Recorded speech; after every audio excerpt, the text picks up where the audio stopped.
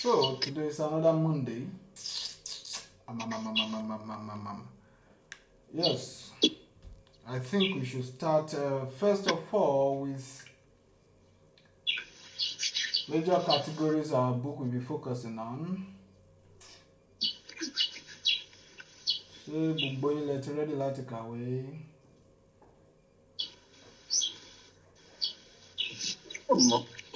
Wọ́n ìdáhùn wọn èmi ò ṣe tí rẹ̀ dí but ẹ bá ti ní ká kà ní choice tó ráàyè àti owó ilé àti wọ̀ náà.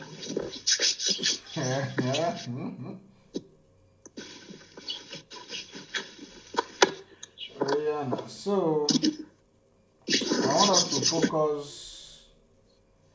on 4 areas,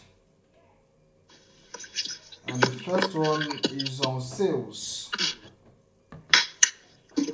So those are I'm talking about the 4 categories that our book reading will focus on.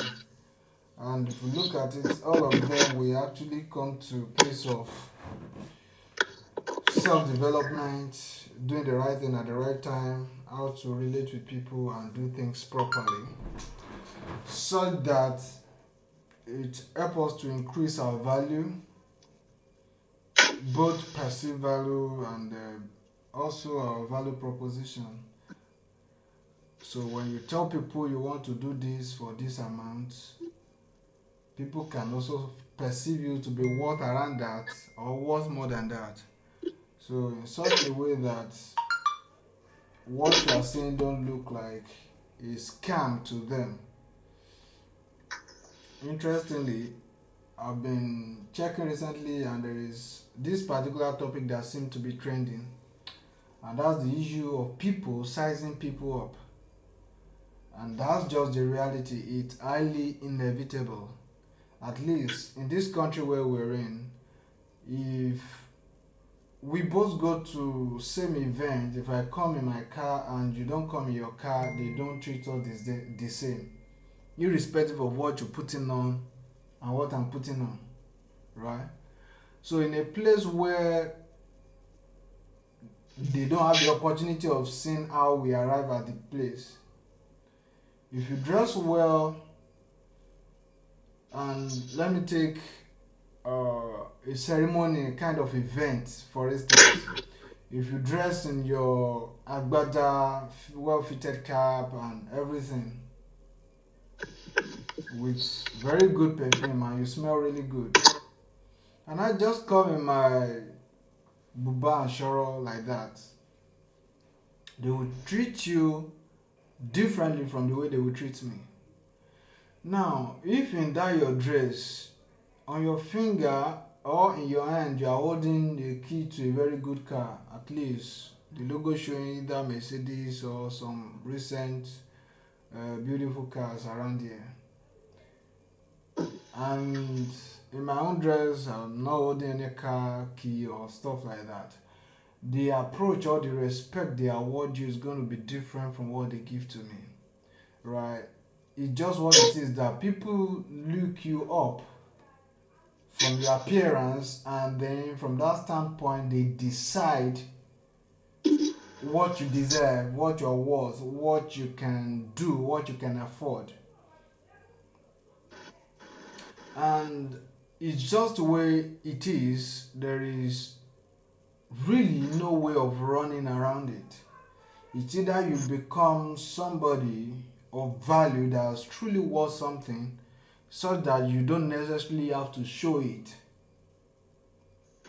or you keep showing what you want to become until you truly become it. Those are the 2 ways I've seen. Any other way, if you know about it, we'd like to hear it later. But the reason for some of this reading will be to help us bridge certain gaps in our lives, so that either you render a service or product, you know how to pitch it, sell it for premium price. At the same time, you know how to approach anybody, anyone at any point in time in such a way that you still be able to make sense. And also, we'll be able to manage the resources that come our way. And managing resources in this sense is not just about income, outcome, savings, but also in the aspect of what do you actually spend the money on, which goes to talk about investment, uh, investment options, either into buying properties that yield long-term return, or investment that give you cash flow and dividends, or uh, doing doing store or value kind of assets. All of those things are some of the things that these books are going to expose us to.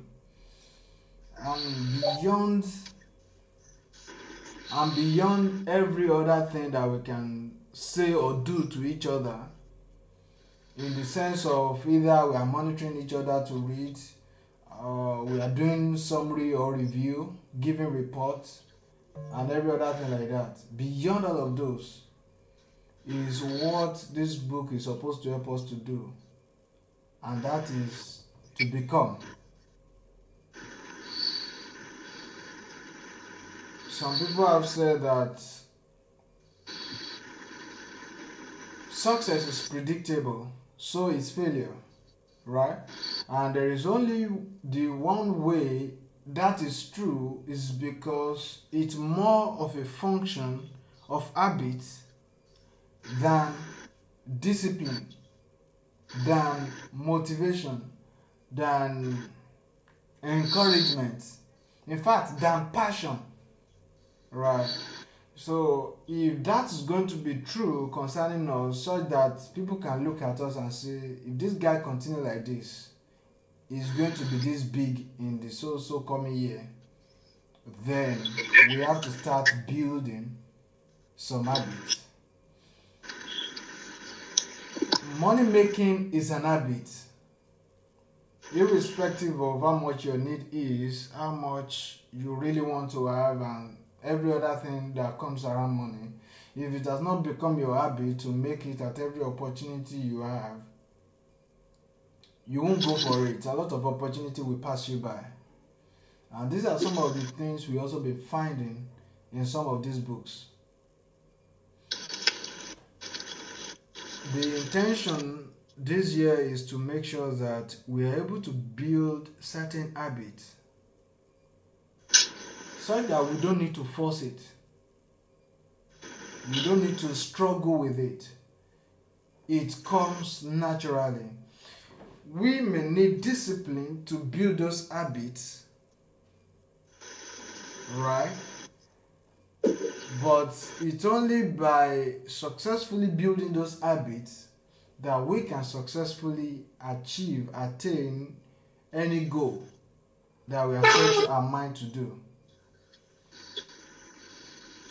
So if I say we need discipline and all we want to do is make sure you read book 40 pages, 100 pages a day, and you just want to discipline yourself, and you say, okay, it has to do with willpower, the intensity, I can read one book in a day and stuff like that. It's only a matter of time before it wears you out, before that passion wanes. But that's not what we want to do. Is that we take it step by step, gradually, and you work on it until it becomes part of you, such that as you're getting up from bed, even though you don't put it in your activity for that day, it's one of those things that you just do. You don't have to write it down any longer before you can do it. That's an habit.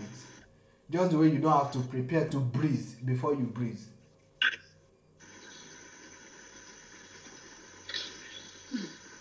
That's habits, and that's how it forms.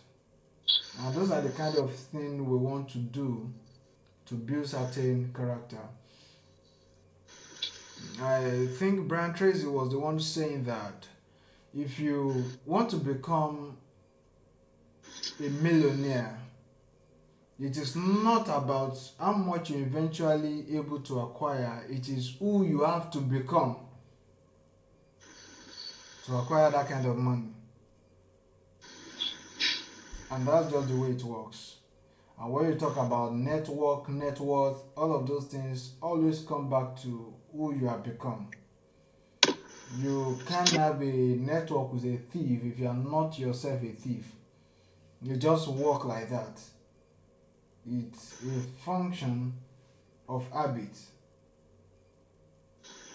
And you can look at those things. For instance, you wake up, the first thing you do in the morning is pick your phone. It's not because there's anything particular about that phone that you really want to do. But the truth remains that it has now become your habit from previous things, from the anxiety of you not wanting to miss any important information, from you wanting to make sure you don't miss any opportunity as far as either trading any important information, any call from loved ones and stuff like that is concerned. And those things you do for 2, 3, 4 days, and because it's rewarding, it becomes easy for you to build an habit from it. So these days when you wake up, you are picking your phone. This day when you wake up, you are picking your phone. Every 30 seconds you pick your phone. I was checking my phone yesterday, the away phone. I was checking it and I checked my screen time. And one of the reports it gave me is I unlock the phone once every 26 minutes. I was surprised. Because that phone, if you have asked me, it doesn't look like I pressed that particular phone that much. Just imagine what it will give me if I check that same report on my iPhone. This is to tell us that habits come naturally once they are fully formed. And there are two basic habits, the ones that are easy to form and the ones that are kind of difficult to form. The ones that are easy to form are the one that comes with almost immediate reward. And like some people will say, some of those things gives you pleasure and they release dopamine, and as a result of that, it becomes easy for you to do them again and again. It's a pleasure hormone. Just when you wake up and you pick your phone, while you are trying to check a message for blessing, a notification for curiosity made you ask will pop up and you quickly want to check what's it saying this time. Before you know it, you have spent 2 minutes, 5 minutes, 7 minutes, 30 minutes just because you want to respond to a message. You have been that distracted. Now, the reason you stay that long is because there is a form of pleasure, even though it seems to you as though you're learning something or whatever it is. But before you know it, what happens from that point forward is that habits are being built. And it's happening that way because you're getting rewarded, you are having pleasure doing that thing. So if you want to build an habit consistently and easily, let there be a reward to it. And some people do that intentionally. For every time they are able to read 10 pages of a book in a day, they get a candy for themselves, they do anything that they have desires. So automatically, something happens to them that once they read, they know there is a guarantee. Even the brain will trigger them to go and read because it knows that after reading, there is something that will reward them. And let me give you this scenario, something that happened when Ellen was here. Every time she finished making her food and it's time to eat, she puts on the TV and we watch because I don't like to eat in the office. So we sit down together. The first 2, 3 days, it look awkward, but for a girl who has put all our effort to do all of those things, it doesn't make sense for me to now say, Auntie, you cannot watch, right? I allowed her. And after a time, I discovered that after every time I want to eat, the next thing that comes to my head is to put on the TV. Even when she left, if I want to eat, it automatically comes to mind. I'm supposed to put on the TV. So most of the time when I eat, I put on the TV also too. As I eat, I watch. As I eat, I watch. Until at the point I now became conscious of, wait, what am I actually doing?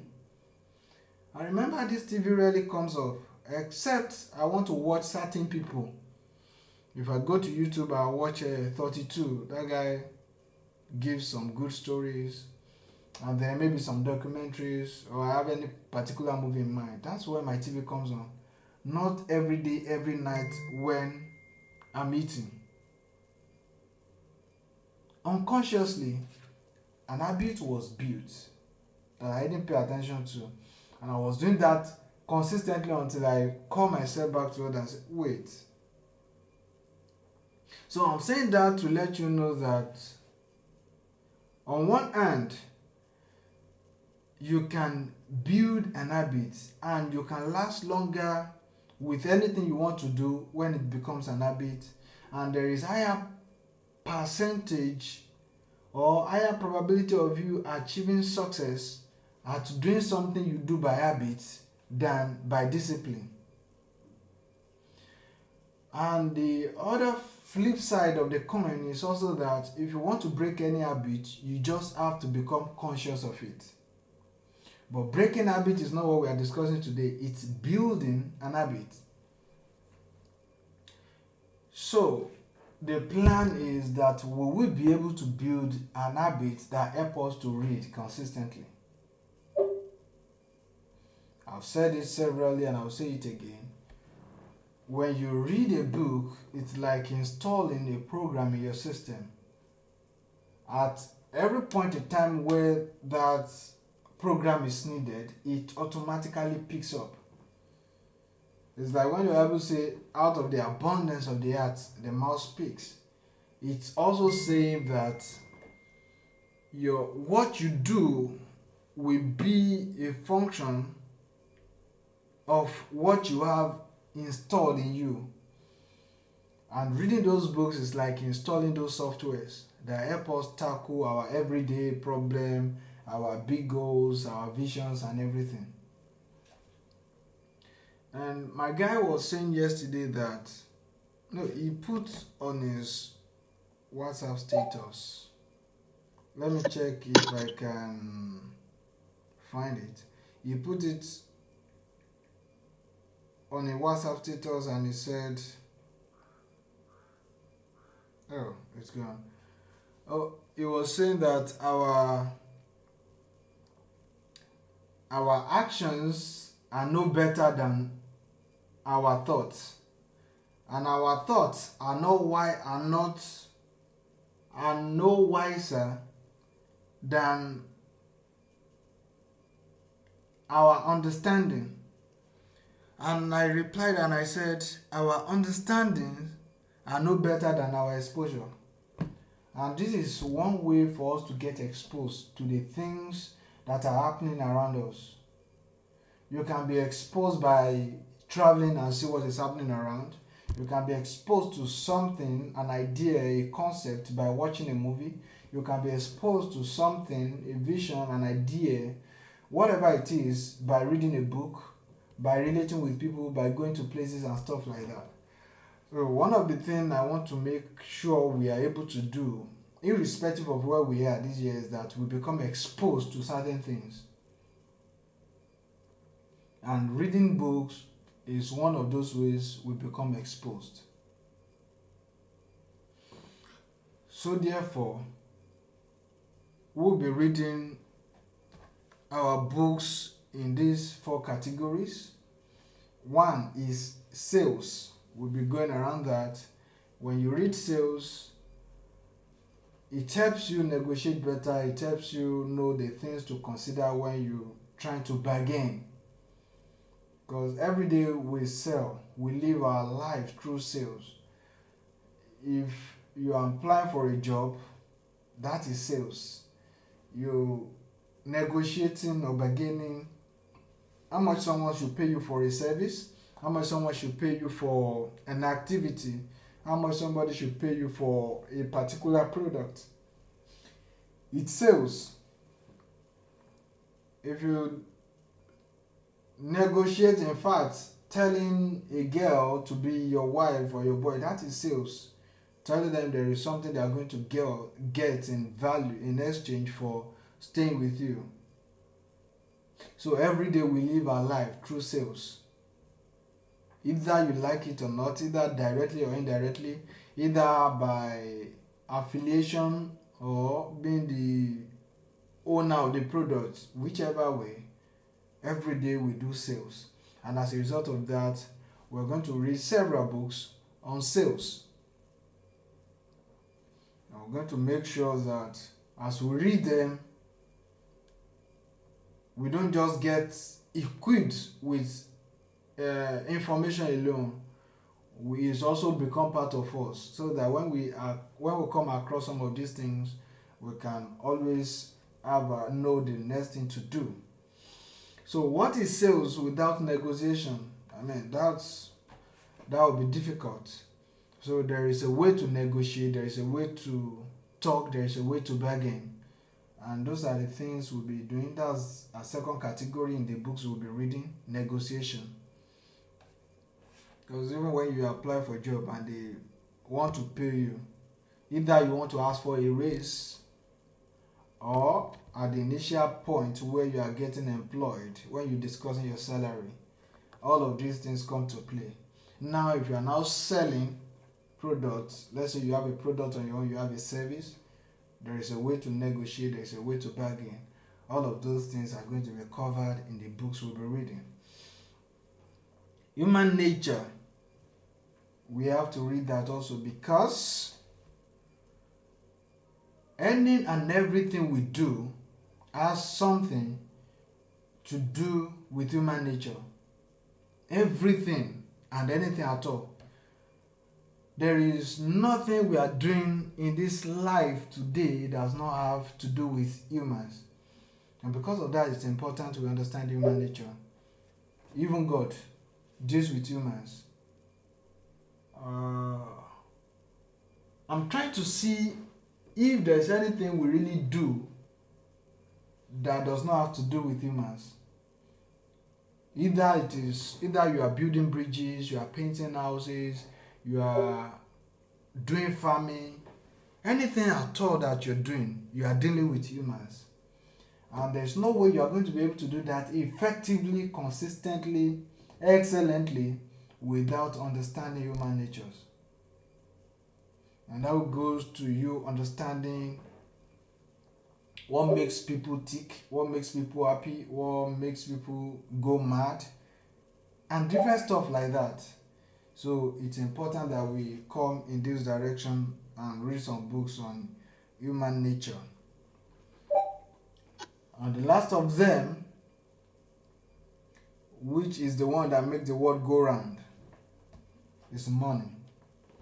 So first of all, David, please return my book on money, or you buy 3 different books for me and I'll give you the list. Please bear that in mind. So we're going to read on money. From my finding over the years, I've also discovered that while money is not physical or tangible as we have seen it, as we have perceived it, as we have known it, money is first an idea, it's first a concept. Right? And if we really want to have plenty of it, it makes sense that we know or understand the things that make money, the things that make up money, the things that we call money. Why money is essential, how to relate with money, its management, its creation, its investment, its application. So we are going to be doing those 4 categories. probably along the way when dealing with money or negotiation, we might be delving into some strategies when it comes to building your product and money. Building your product and business. But strategically, I really want us to build all of these things into our habit. I can tell you again and again, if you decide to, I'm trying to give us an example now, and it has to do with habits.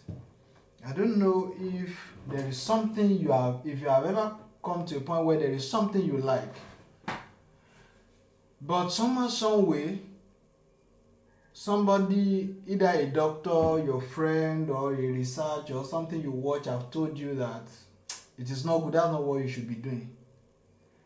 But because it has become part of you, many times you have done it before you even remember that either a doctor, a video you've seen, a research or something has told you that you should not be doing it. That's exactly what habit does. It comes automatically. It comes subconsciously. And that's why I want us to build some of these things into our habit and character. So by the time we start doing them and we go into them, we can achieve success effortlessly. So that you don't have to struggle, you don't have to go miles away before you can do whatever it is you want to do. So these are the 4 categories that we'll be looking at, and the journey there is to make sure that we build them into our habits. And for the books, in case I want to drop them, probably we'll use Playwright, or maybe we have to create a group differently from that for ourselves. Because any book we decide to start using for the books and every other thing, some of the things that are happening on Playwright will not be happening there. So if you are using Playwright, it means some of the activities on Playwright we have to stop, or we have to create a different group simply for that. And the first book I'll be recommending on sales today. Oh, I remember what we concluded the last time. So for now, I will not be recommending books. On sales, I want us to go and look for a book, and all of us will drop that book on the group. This is the book you have found, this is the book you are reading, and we all have 1 month to finish whichever book we pick. Right? So I will also drop my own. So the one I would have recommended is the one I will put on the group, so that all of us can read, and before the month runs out, we also have a review, a summary, so that everybody gains from everybody's knowledge. I hope that's okay. So that's what I want us to discuss today, how we need to build our habits and then put those things that lead us to where we are going to help us become. And lastly, I will just chip this in. What was I telling? Was he here? I know I was telling somebody that this life, it's basically a case of action and reaction, cause and effect, decisions and consequences is just what this life is. And if it's a series of activities, decisions and consequences, it then means that the things we do today give results that we get tomorrow. So if that is true, it then makes sense for us to know that there are certain activities that will be responsible for the actions we want to get tomorrow, or consequences we want to get tomorrow. So if we know those activities or those decisions that lead us to those results we want to get, it then only makes sense that we start embracing those activities. I know many of us are busy, we have different works, different commitments, but the thing is, the small time you have to do the little things you have to do, that you have to relax, just read a page, read 2 pages, 3 pages. Sometimes watch documentaries, sometimes watch summaries. Just do the things that matter. And that is my preaching and sermon and pep talk and TED talk today. So I want us to go in that direction. So before today runs out, the group will be ready and I want us to drop the book that each of us want to read. And it's on sales. That's where we're starting from. Sales. So that's all I have to say for this morning before we go to any other thing. Do we have something to say? Questions, addition, contribution, subtraction, multiplication?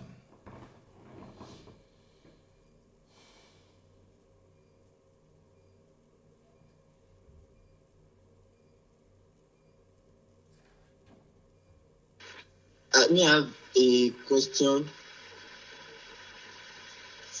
Okay, shoot. What of those of us that have a book that we are reading presently, but it's not on sales? I probably something on finances. Others will be reading something on art motivation. Some people might even be reading something on spiritual stuff. Yes, we are not stopping you from reading whatever it is you're reading. It just means that for us to do this collectively, you just have to create probably an extra time to catch up so that we can collectively learn something towards achieving a particular goal. Because actually on finances we are still going to come there, and some of this human nature will also still lead us in the aspect of spirituality if we read properly. Because all of these things, if you look at it critically, it actually leads us into a kind of complete life, right? So if there's any book in particular you are reading presently, we are not saying you should stop it. I'm just saying that you may have to now create probably extra time, maybe extra 30 minutes a day, extra 10 minutes a day to touch on the book that you are choosing for the one we want to collectively do.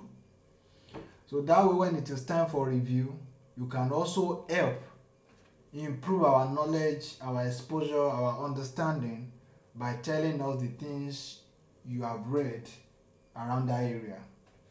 Does that make sense? Yes, I get to know.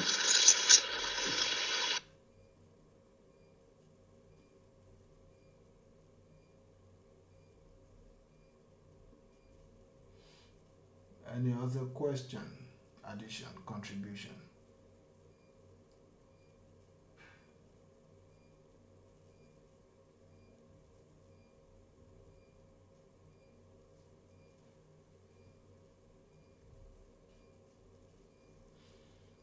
Okay, no one is saying nothing.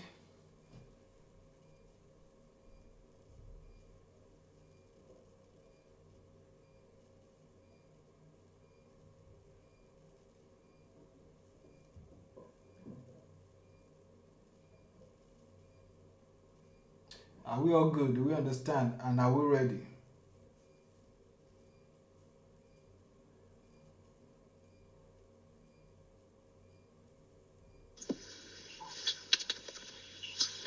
Yeah, we are good. We are good. Then some of us have to now look for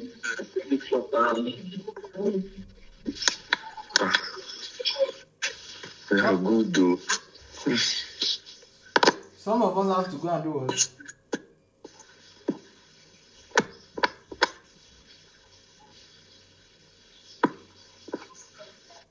and look for options around us. We will do this. Did anybody hear what Glitter said? Because looks like I didn't hear him.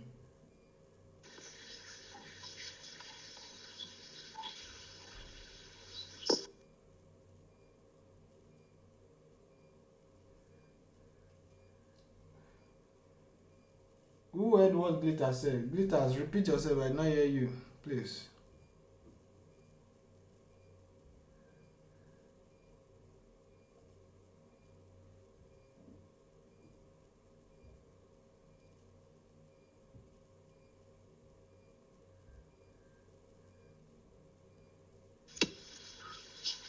He said, you just have to go and find bookshops and does not even know Bayelsa well. Oh, yes, you have to find bookshop, or you buy online, or you order, or you do e-copy, whichever one is convenient for you. But sincerely, some of our expenses this year will be on books. We will need to have a library. AYB, you were saying something. No, just backing up Glitters. Okay. Yeah. Okay. Any other thing?